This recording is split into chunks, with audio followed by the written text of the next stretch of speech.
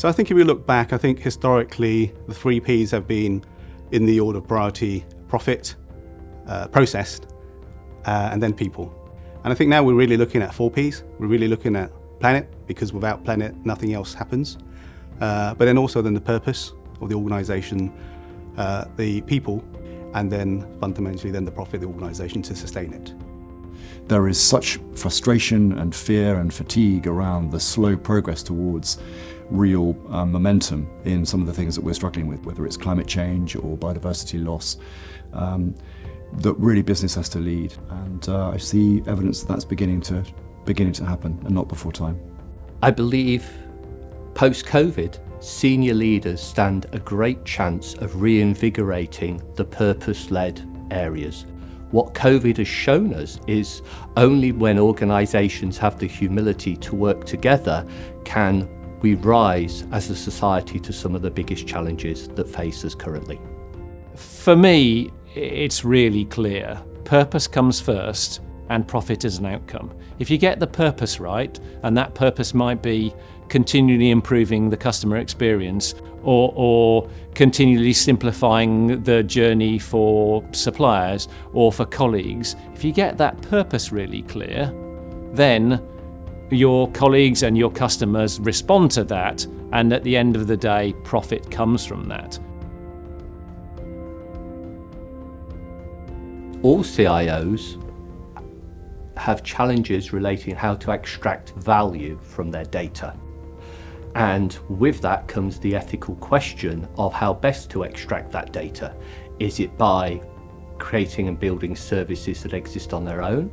Or is it by finding some commercial mechanism to be able to aggregate data with other siloed data and therefore be able to commercialize bigger value rather than just operating inside your silo? Data is the new currency, and data is so important to businesses, and therefore it's of utmost importance that we treat data in the way that you and I as individuals expect our data to be treated. And therefore it's really important that we create a framework within business to allow data to be used effectively, but actually with a purpose. And therefore creating an environment, the processes, the procedures to create value for our customers, but also give them reassurance that that data is being used effectively and with utmost security. When I think about data and ethics, particularly in a retail environment, I think about customer data in particular. So if you think about the customer data we have on our Sparks card, customers have entrusted us in using that data, and therefore every time I think about using that, I have to use that for the specific purpose by which customers have entrusted that data, and it has to be both in terms of the confidentiality and integrity and availability of that data, but also make sure that it is in line with both what a customer wants and is in line with our brand purpose as well. Times are increasingly uncertain, and so as leaders in technology, what do we have to do is we have to enable our businesses to be agile. So business agility is the thing that's going to help businesses thrive in the future.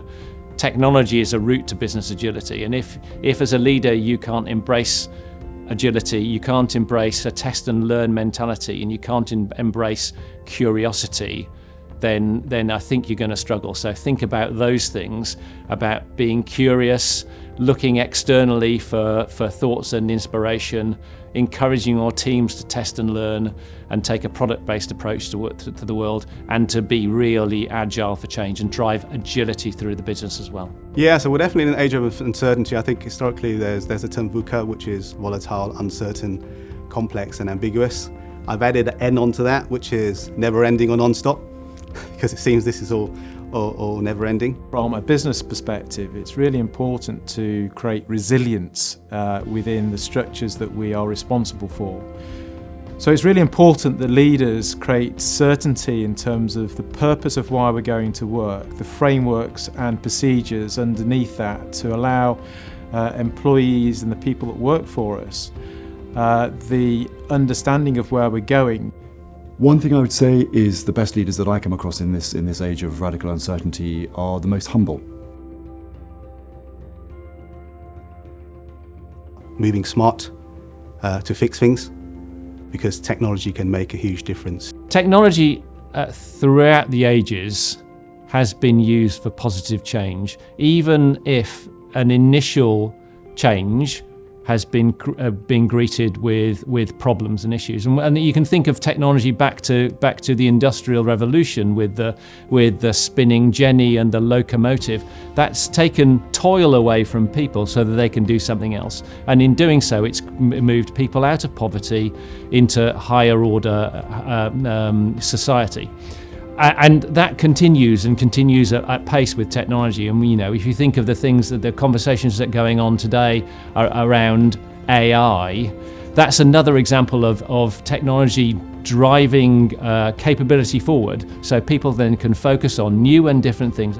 Technology is accelerating all the time, so therefore it's really important that we are using technology to address some of the big challenges in the business, to make sure we get a return on our investment, but actually increasing the productivity of our workforce and delivering better services to our clients.